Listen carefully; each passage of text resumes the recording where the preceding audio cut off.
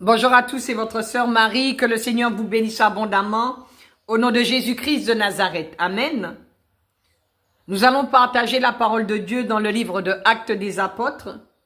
Le chapitre 9, c'est ce que le Saint-Esprit a mis sur mon cœur, et je voudrais le partager avec vous au nom de Jésus. Prenons notre Bible et allons dans le livre de Actes des Apôtres, le chapitre 9, à partir du verset 1. Ce passage s'adresse à ceux qui ne sont pas encore passés par la nouvelle naissance.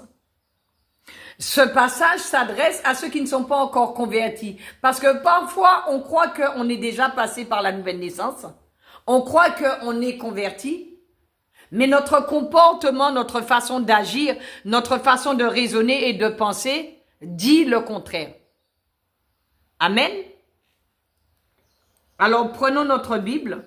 Dans le livre de Actes des Apôtres, chapitre 9, à partir du verset 1, il est écrit « Cependant, Saul, respirant encore la menace et le meurtre contre les disciples du Seigneur, se rendit chez le souverain sacrificateur et lui demanda des lettres pour les synagogues de Damas, afin que s'il trouvait des partisans de la nouvelle doctrine, hommes ou femmes, il les amena liés à Jérusalem.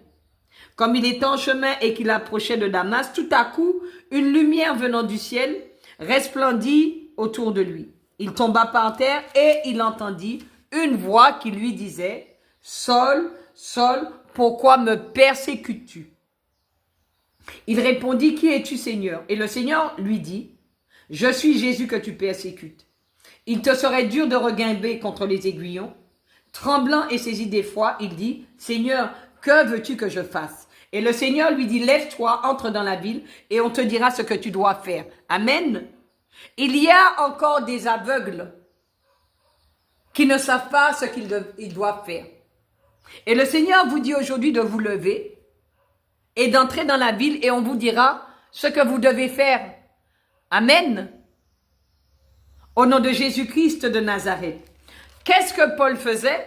Paul, il persécutait les disciples du Seigneur.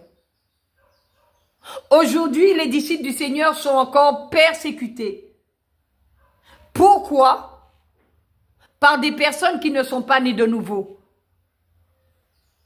Par des personnes qui ne sont pas encore converties et qui pensent qu'ils sont convertis.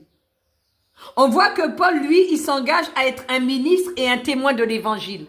Et c'est ce que Dieu nous demande de faire. De devenir des ministres et des témoins de l'évangile. Amen. Et non pas de persécuter les chrétiens. Que Dieu vous bénisse.